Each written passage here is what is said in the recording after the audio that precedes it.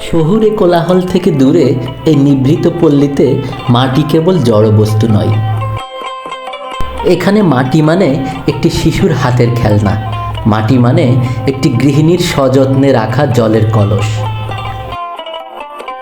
গল্পের শুরুটা হয় বাড়ির উঠোনে। যে মাটিকে আমরা তুচ্ছ ভেবে মারিয়ে যাই, সেই মাটিকেই এখানে পরম মমতায় ছেঁকে নেওয়া হয়।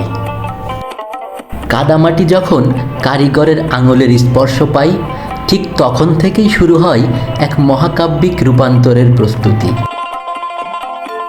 একজন কারিগরের বাড়ির উঠানের এই মাটির স্তূপই একসময় রূপান্তরিত হয় শিল্পে।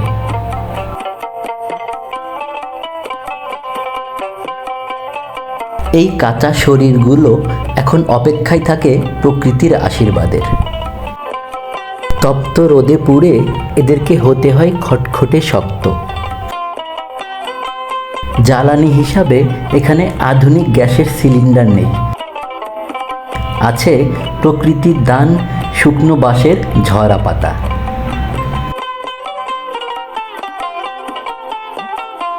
কুমোরপাড়ার এই ধোঁয়া আর আগুনের গল্প হয়তো একদিন হারিয়ে যাবে প্লাস্টিকের ভিড়ে। কিন্তু যতদিন এই পৃথিবীতে সোদা মাটির ঘ্রাণ থাকবে, ততদিন টিকে থাকবে এই কারিগরদের নিঃশব্দ বিপ্লব।